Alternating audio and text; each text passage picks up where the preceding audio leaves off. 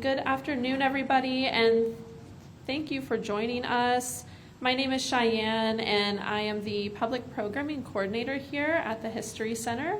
And I would like to welcome everybody joining us here in person, and also everybody joining us in our live webinar. I will make sure to leave some time at the end for questions, and for those of us joining online, feel free to leave questions and comments in the chat, and Nina can relay those to me. I just want to make sure that everybody is able to hear me. Does the audio sound okay? Yeah, and everyone's able to see the screen. Okay, perfect. So today I am going to be talking about Gators, Glitz, and Gatsby, Florida's roaring 1920s. And you may be wondering what someone born in the 90s has any interest in the 20s about, but I grew up hearing all of these wonderful stories about my family that came before me, and specifically the women. So I wanted to, while I have you all here, talk a little bit about my family super quick. My family moved here to Central Florida in 1926, and the bottom left photo is actually my great-great-grandmother, and she's 4 years old in the photo, and she is being held by her mom. And on the right side of the bottom is my great-great-grandmother when she is about 11, and she's standing with her mom. So on the right-hand side on the bottom is my great-grandmother with her mom at, she's 11, standing in front of their car that they moved to Florida in.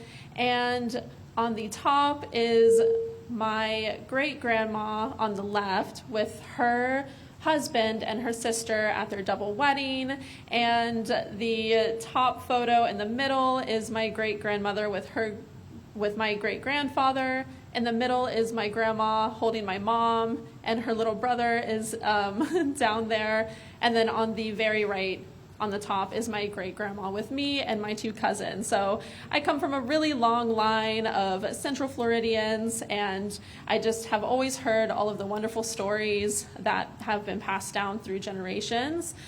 So I just wanted to look a little bit deeper into the 20s specifically and see what might have been happening when my family moved here. And as you can imagine, there is quite a bit that happened in the 20s. So I'm not going to be able to cover everything. There's a lot of really interesting things that did happen. But I went through and picked some of the highlights that I found super interesting. So I feel like when people think of the 20s, they think of the glitz and the glamour that we see in the movies like The Great Gatsby, Midnight in Paris, Some Like It Hot, these movies that really glamorize everything that was happening in the 20s, from these extravagant parties and artists and creative minds getting together. But through my research, I have found that that wasn't always the reality for a lot of people. There were people that were living their regular everyday lives. There were people that were fighting for their rights to be recognized as citizens. So not everybody had this wild, extravagant party lifestyle, but that doesn't mean that that wasn't the case. We definitely had lots of secret parties happening here in Central Florida, so we will touch on some of those. But I wanted to go through the next couple of slides and look back at what exactly was happening 100 years ago in Orlando at this time. So, April 5th, 1924 was a Saturday, and according to the Chinese zodiac, it was the year of the rat, which is also the year that I was born. There was a new moon on this day. The most popular baby names were Mary and Robert, which I found really interesting because a lot of people that I grew up with were also named Mary and Robert, and I think of them as very contemporary names, but I have realized that a lot of names get recycled. So now these names are considered old names to the younger generation growing up that I've heard from my friends' kids. They say, "Oh, Ashley, that's an old lady's name." I will try not to laugh because maybe that sets it off. And the #1 song on this day was called Somebody Stole My Gal by Ted Weems. And I do have the song here so we can listen to a little sample and see what exactly was trending in 1924.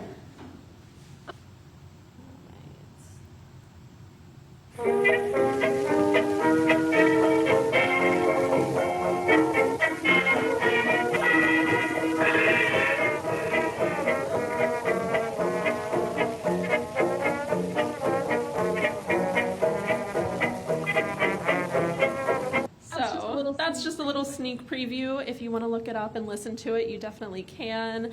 I can just imagine everybody in the 20s dancing around to this song, and sounds like it would be a really good time. And I pulled some paper clippings from 1924 on April 5th. So we have some events happening in society. So let's see, we have some mahjong lessons happening. There's local lions having a lively luncheon. The Rollins College Glee Club was performing. There was also a symphony orchestra at the Angebilt. And my favorite that made this paper is Mrs. Yowell and Miss Yowell giving delightful tea for Mrs. Southgate. Love that. And when I was looking through the paper from 100 years ago, I also noticed some very interesting ads that I feel like really mark this time period. So this one, only one half of your windows belong to yourself. The other half is your neighbor's. So I'm going to read really quickly what the two sides of your windows mean. So for yourself, there are two views of the windows, one for yourself as the home occupant and one for the neighbors who judge the woman of the house that she keeps. And think of the importance of curtains to the well-kept home.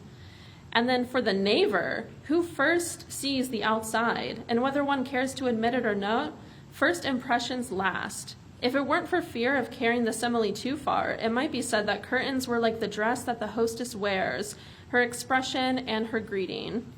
So I think not only does that show the time period and some of the consumerism of the time, but also how women were viewed at the time as well, being judged by the dresses that they wore in society. This next ad is probably my favorite. For your health, ice cream. So it says to eat more ice cream every day. It's your guarantee of better health. Doctors tell you to drink milk. Poinsettia ice cream is made of cream, so its food value is greater. To keep your health, you should make it a habit of eating pure ice cream. Its food value is high and it is very tasty. Everybody likes it. And I found this really comical, especially because if you are having to convince me that everybody likes it, I don't think that it probably tastes that great. And then finally this one, downtown traffic to be speeded up. Both north and south and east and west traffic will be speeded up today by 15 seconds. The north and south signals will be for 45 seconds instead of 60, and the east and west will be for 30 seconds instead of 45. This, police say, will help much in averting congestion of traffic at corners. The signals will be operated from 7 a.m. until 7 p.m., except Saturdays, when the lights will operate until 10 o'clock, and Sundays it was stated the signals will not operate. I found this interesting for a few reasons. One, because the traffic signals in Orlando only operated on certain times on certain days during certain times, but also because I feel like this marks kind of how Orlando was developing at the time, is that we needed more traffic signals because we had a lot of cars that were coming into Orlando, which wasn't really a problem before. So now traffic was getting backed up. We had, at that time, the Dixie Highway was completed, which connected us to the Midwest, so places like Chicago. They were able to come down and visit us. And we just had a lot of people after World War I that were able to have an automobile and move around. We also had tin can tourists who would pack everything into their cars and come down with tin cans. And think of it like the tin can tourists would stay in RV parks, but they were called tin can camps.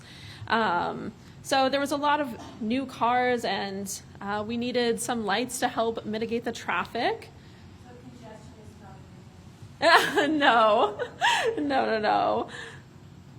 And I wanted to touch on how Orlando grew. So in 1920, Orlando's population was sitting around 9,000 people, but by 1930, we had more than 27,000 people living here in Orlando. And the time between 1920 and 1930, we had a housing boom. So we had a lot of people moving to Florida after World War I, and we had the housing boom happen. And there's lots of things that contributed to the housing boom. One of them could be that there was a lot of health tourism at the time, so people were moving down because doctors were telling them that the sunshine, the salty air would be really good if they had certain illnesses, like respiratory illnesses. And we saw a lot of new subdivisions appearing in Orlando between 1924 and 1926, which removed a lot of agricultural land from cultivation. So this ad that I have here is probably one of the most whimsical images from the land boom, and it was the Cabco character that was used for advertising by the Cooper Atha Bar Company in the 1920s. And this development company sold houses in neighborhoods including College Park, and it was created by David Cooper, Howard Atha, and Harry Barr. But by 1926, the housing bubble had popped in Florida. So we had the Great Miami Hurricane of 1926, which scared a lot of people because there was a lot of destruction from that hurricane. There were deaths from that hurricane, and people saw that Orlando, or Florida in general, wasn't some exotic getaway. It was actually kind of a scary place to be when you had hurricanes coming through, and it was hard to predict when they would be here. And then just 2 short years later, we also had the Okeechobee hurricane in 1928, which saw a lot more deaths. So we had this housing bubble pop. But what was really interesting is that during this time, there would be subdivisions that were platted out, but nothing was actually built in the subdivision. So we had hundreds of subdivisions that were built without homes that were being sold to people with the promise that the home would be there, which also led to this housing boom. But people when the bubble popped, we did lose jobs and people lost their homes. It was a lot worse in Miami and Tampa, more of those coastal cities, but we did still see some of the effects of that bubble popping here. But I wanted to get into some of the sites and places that we could stay around Orlando in the 1920s. And the first one, of course, is the Orange County Courthouse. So the courthouse was built in 1927, and for those of you that don't know, we are inside of that courthouse right now. And it was nicknamed the $1 Million Courthouse because it cost $1 million to build. The 5th floor of this courthouse was used as a holding cell for prisoners, and today it is our office spaces. I will leave that at that.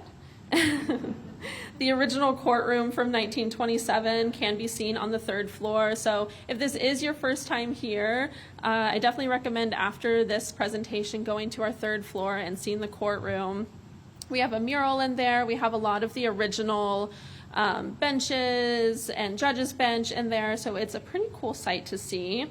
And just a little fun fact, when they were building this courthouse, in the northeast side of the building, they put a time capsule that is still there in that cornerstone almost 100 years ago.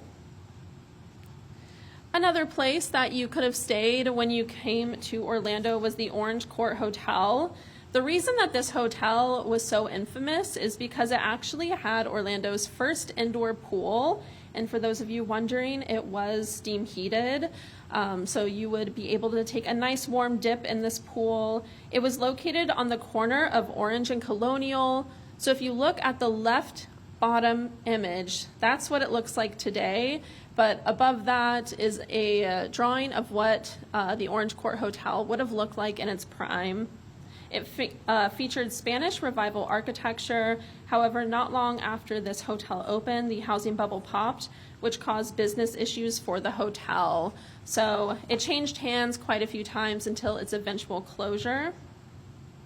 Another hotel we could have stayed at is the Angevelt Hotel. This one opened in 1923 and was the tallest building in downtown Orlando. It was a sight to see. People would come from all over to view the Angevelt because they had never seen a building so tall before. And it was considered the only fireproof building in the city. However, it did experience a fire years after its opening in the ballroom. It is 11 stories tall and has 250 rooms, and some of the famous people that stayed here during its opening were Henry Ford, Harvey Firestone, and Thomas Edison. And this building was also a hotspot in the 1920s for daredevils, or as they were known then, human flies. This is located, the Angevelt is located right in front of the History Center. So if you go out the front doors and turn right, the Angevelt is right next to Wall Street. So you'll see a really tall brick building.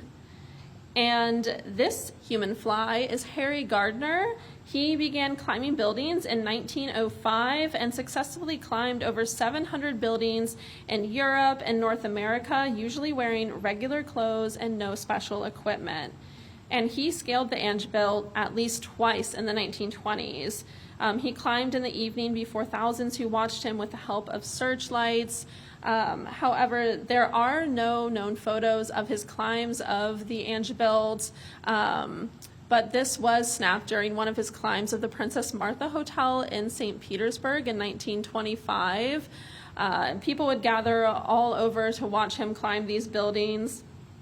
And his two climbs that he climbed here in Orlando were both sponsored. So the first climb that he did was sponsored by the Elks Lodge and New Grape Soda to aid a home for disadvantaged girls. And then his second climb was sponsored by the American Legion, who was raising money for charity. Another site that you could have seen during the 1920s is the Beacham Theater. So the Beacham was constructed in 1921, and the bottom photo is a photo of the Beacham. This building saw iconic performers like B.B. King, Ray Charles, the Police over its time. But in the 1920s, we saw plays, movies shown here, like silent films, and later on, we saw talkies, and we saw many vaudeville performances as well.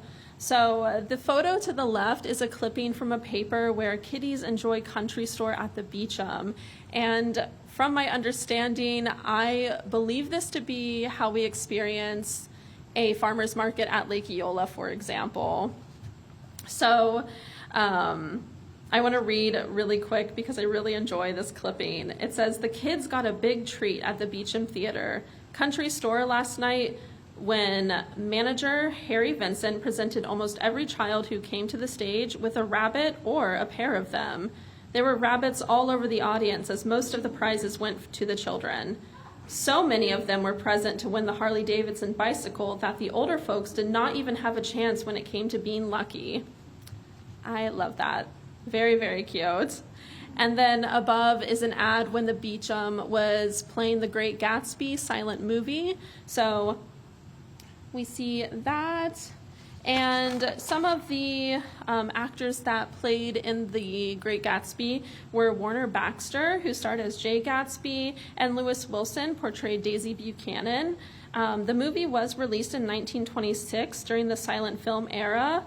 And at the end of the 1920s, we did see the introduction of talkies. They were called this because they had much less movement and action than silent movies, and they were mainly filled with scenes of the actors talking. So they weren't too enjoyable to watch when voice was introduced into movies, because silent films, we saw lots of body movement because people had to understand what was going on, and then in talkies, people just stood and talked, and that was the movie. The Beacham is off of Orange, so if you go out, turn right on Central, to Orange and turn left, I believe. That's where the Beacham is, and it's still there today. We see lots of shows happen there. And The Great Gatsby, this rendition of it in 1926, is actually now considered a lost film. The vintage movie trailer that showed short scenes from the film does still exist. We just don't know where the actual film is. But I did include the trailer that they showed for The Great Gatsby, just to give you an idea of what the movie would have been like.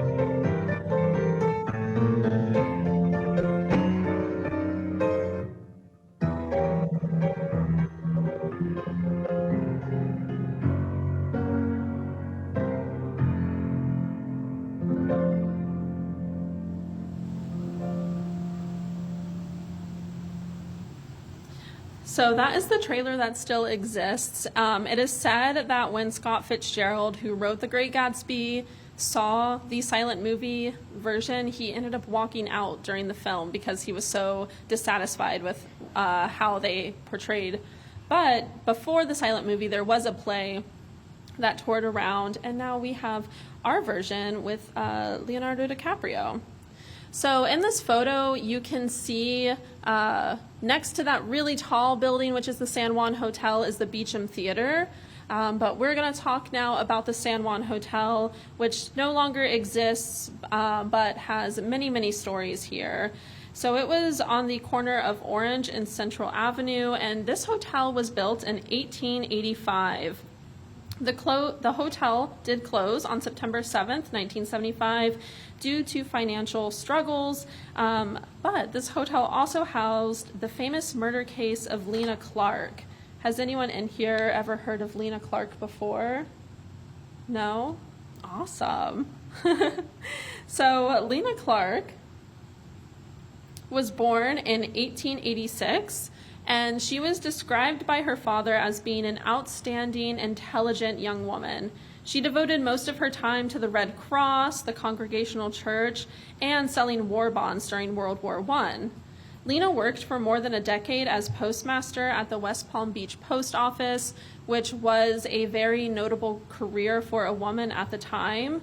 Her brother actually served as postmaster before her. However, he died on Christmas Day in 1920 due to a snake bite. So once he retired from postmaster, I believe he had dreams of opening his own zoo, which did lead to his death. And it is said that because of what happened to her brother, she started to unravel a little bit. So this is a picture of the post office in West Palm Beach where she worked. And post offices at this time took in quite a bit of cash beyond stamp sales and mailing parcels. They mostly took in cash for money orders, cash on demand, and war bonds, which she did have a lot of experience selling. However, on July 26, 1921, Clark sent $32,000 cash in 2 registered mail sacks to the Atlanta Federal Reserve Bank for deposit from the First National Bank in West Palm Beach. When the mail sacks arrived, however, they were filled with mail order catalogs that were cut to the size of currency. So authorities sent a postal inspector, and they questioned Clark about the theft. On Monday, August 1st, Clark hired a driver to take her to Orlando.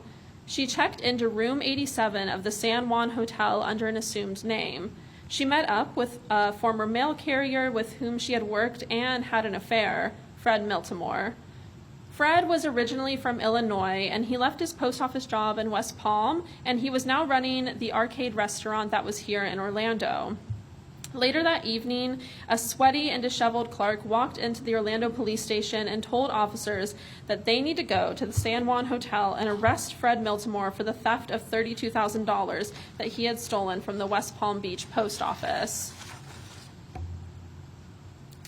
This is a photo of Clark's bag. I think you can see where this is already going.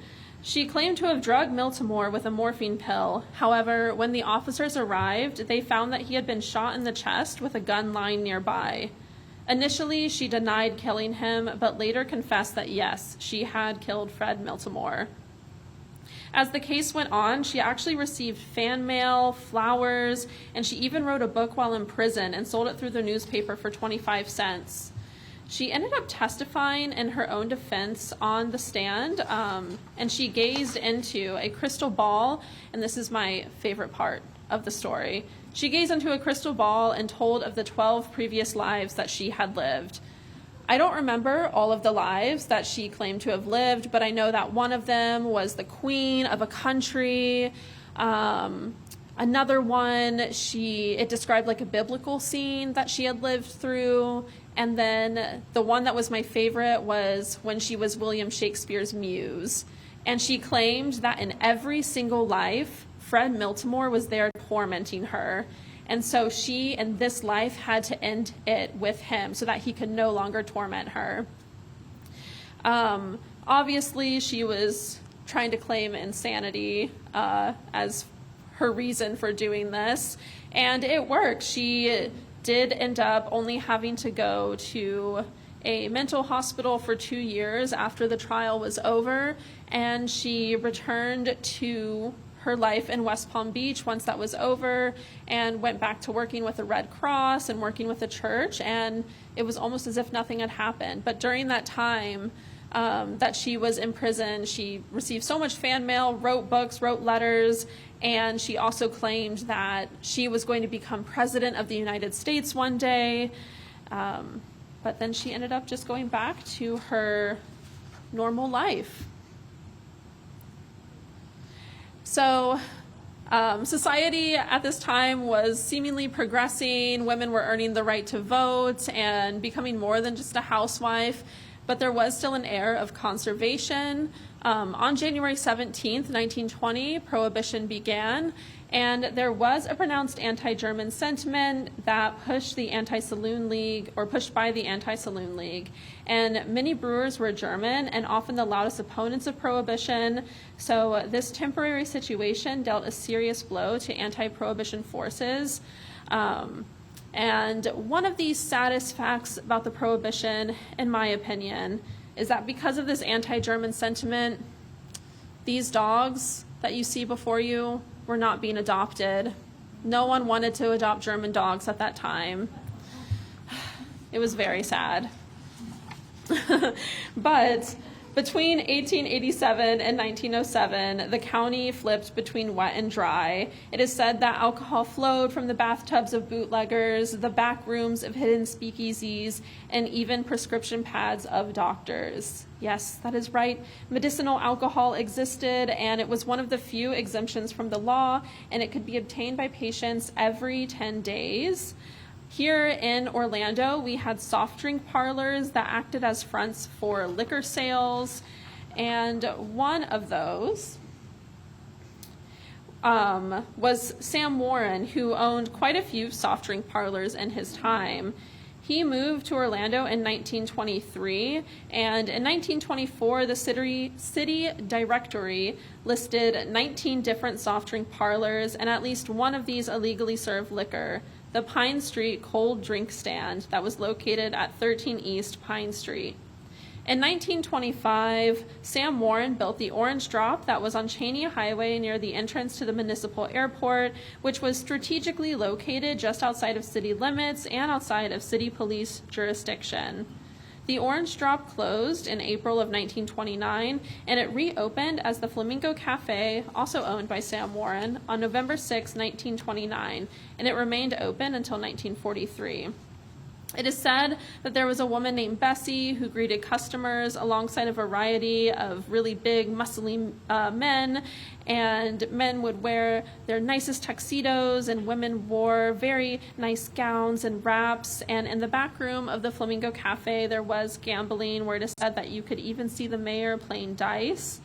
Prohibition was very unpopular, and since this was just outside of city limits, away from the police jurisdiction, they didn't really have too many run-ins. It is said that they would have occasional raids from sheriffs for their gambling. But one woman during the Prohibition era that I really want to talk about, because I found so interesting, is a Mrs. Iola Cusack.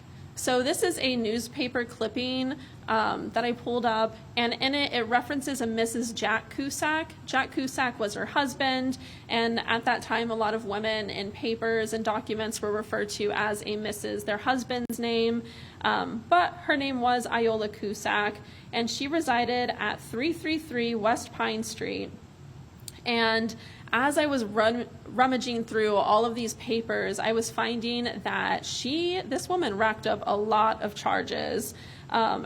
At her Pine Street house, she had a huge operation going with hundreds of gallons of moonshine flowing in and out of her house. One of my favorite arrests that I could find from her was when she was arrested. Where is it? She was arrested for transporting liquor, resisting arrest because she didn't want to be arrested for selling the liquor. And then when she was being arrested, she ended up breaking glass in the streets, and that also added to her charges. So for this specific charge, her fines were $825, and she spent 130 days in jail. However, looking through all of her arrest records, there were some that were for $1,200 all the way up to $2,000. And it wasn't just her being arrested. She had friends that were in on her operation that were arrested as well. But because she was such a successful businesswoman, she had unlimited funds, it seems, to bail her and her friends out of jail. So every time they'd be in jail, they would be right back out, back to their operation at her house. Eventually, it seems that she was arrested so many times that the city called for her and her husband to be exiled from Orlando. And I don't know what happened after that, but that is what I found. And Mrs. Iola Cusack, she was challenging social norms, but she wasn't just the only one. All across the U.S., social norms were changing. Women, they received the right to vote, and I really enjoy this newspaper clipping here. It says, "The Church and Police Crusade to Save Girls from Nightclub Life." So it just really shows that there was a pushback from more conservative values about women and what they should be doing, and all of this movement forward with new liberated lives sparked a lot of outrage among more conservative groups like the KKK. So we, in Central Florida, we experienced a lot of horrible things in the 1920s. We saw black codes replacing slave codes. We saw convict leasing and peonage and sharecropping replacing slavery. Groups like the Ku Klux Klan sought to instill conservative values, which meant enforcing white supremacy in the South. And Southern black residents lived severely restricted lives that were effectively disenfranchised, impoverished, poorly educated, and in constant fear. So this just shows that beneath the glitz and glamour, there were much darker realities happening here in Central Florida. And on this next slide, I'm not going to read everything that is on here, but I do want to highlight the first 2 points. In 1920, before the November election, 500 Klansmen in robes and hoods, they paraded through Orlando, down Orange and up Church. And in 1920, the Klan mailed threatening letters to black residents who registered to vote. And during this time, Between Reconstruction and the ending of the First World War, this became known as the lynching era. From 1900 to 1930, Florida was sparsely populated and violent, and it had the highest per capita rate of lynching in the United States, with 143 lynchings happening between 1900 and 1926. Between 1891 and 1917, Orange County mobs lynched 2 men, Volusia County 3, and Osceola County 2. And in 1921, a Southern filibuster killed a federal anti-lynching bill in the Senate, and in Kissimmee in 1922, a man was lynched. So, convict labor began during Reconstruction and provided labor following the emancipation of enslaved laborers. So at this time, Black people could be arrested for almost anything, and it could send them to convict camps. Florida leased prisoners to the highest bidder, who then subleased them to individual employers, and they were leased for work that no free man would accept. The brutal work pace and savage beatings, impossible conditions, and poor food resulted in very high death rates, and in some counties, the employers actually worked with law enforcement, which basically supplied labor on demand. So, after convict leasing ended about 1924, prisoners worked on county road gangs or chain gangs, and this is a photo of a turpentine chain gang. Prisoners were bound together and forced to perform menial work as forms of punishment. Chain gangs were phased out in 1940s, but they were reintroduced in 1995 and are still in use today. And so remember the activity that I said that was happening in 1920 with the KKK. This is a letter from the KKK to W.R. O'Neill. And W.R. O'Neill, he served as postmaster in Orlando and was president of the city council for 10 years. And his political campaigning in 1920 for the Republican Party after the Ocoee riots was seen as a threat to white supremacist policies. So this letter was sent in September of 1920, and I have it here. The text is kind of tiny, so don't mind me, but I'm going to read this with you. So this is a letter from the KKK to W.R. O'Neill. It says, "While stopping in your beautiful little city this week, I was informed that you were in the habit of going out among the Black men of Orlando and delivering lectures, explaining to them just how to become citizens and how to assert their rights. If you are familiar with the history of the days of Reconstruction, which followed in the wake of the Civil War, you will recall that the scalawags of the North and the Republicans of the South proceeded very much the same as you are proceeding, to instill into the Black man the idea of social equality. You will also remember that these things forced the loyal citizens of the South to organize clans of determined men who pledged themselves to maintain white supremacy and to safeguard our women and children. And now, if you are a scholar, you know that history repeats itself and that he who resorts to your kind of game is handling edge tools. We shall always enjoy white supremacy in this country, and he who interferes must face the consequences." So this was sent in September of 1920, and in November of 1920, we had the Ocoee riots. So this began on Election Day in 1920 when a Black man went to the polls to vote, and he was turned away. And he went back and told July Perry, who was someone instrumental in Ocoee for registering Black citizens to vote and informing them of their rights. And July Perry, with his lawyer, went down to the polls to make sure that people were able to vote, and it resulted in shootings, and people from all over during the night came and they set homes on fire, and it ended with July Perry actually being lynched, and he is now buried here at Greenwood Cemetery. It is said that people around voting time will go to his grave and leave flowers as a thank you for his fight for voting rights. But the 1920s also did not see all doom and gloom. There was also a lot of really amazing creative aspects coming out of this. We had the Harlem Renaissance, which was a movement to celebrate African American music, dance, art, fashion, literature, theater, and politics. Cotton clubs were legendary night spots in Harlem that for years featured prominent black entertainers who performed for white audiences.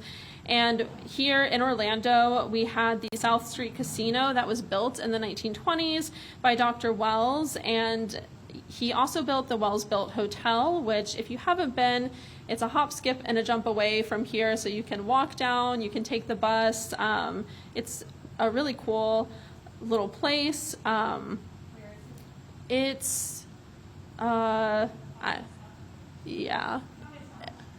Yeah, we can get together after the talk and I can show you. But this was a popular stop for up-and-coming black musicians that were touring the Chitlin Circuit, and the Chitlin Circuit was a collection of performance venues that were, quote-unquote, any place white people don't go to see black people. And one person that I wanted to highlight as our last topic for today is Zora Neale Hurston. She actually heralds from Central Florida, from Eatonville. Her father was mayor of Eatonville in 1897 and then actually served as reverend there. And one of her most known works that I'm sure we all are familiar with is Their Eyes Were Watching God. It is a wonderful book, and it also talks a lot about Eatonville, the Okeechobee hurricane of 1928. But one really cool thing that I found through my research is that not only was Zora Neale Hurston a really talented author, she was an anthropologist, and she loved to study people, and she actually made short clips through 1928 and 1930 that show she really wanted to document the life of black people in the South. So she has these fieldwork videos, and in the videos you can also hear her talking and singing. So I want to share that with you really, really quickly. We won't watch the whole thing, but I just wanted to share a couple seconds of it.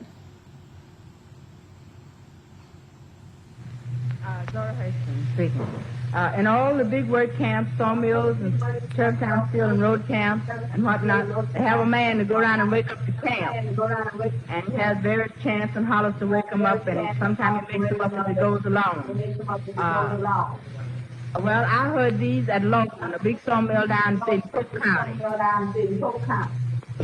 Wake up, bullets, get on the road. Can't quite deep at 5 o'clock. Come up on that cover, bullets. Come on up on that cover. Let's. So this video is almost 7 minutes long, but there's so many clips in this video. So if you want to get together after this, I can show you where you can find this. It's really interesting to watch. But that concludes my highlights of the 1920s. I wasn't able to highlight everything, but I hope that you guys enjoyed what I was able to find. And if we have any questions, I would love to hear them, or if you have anything you'd like to share. And if not, that is okay.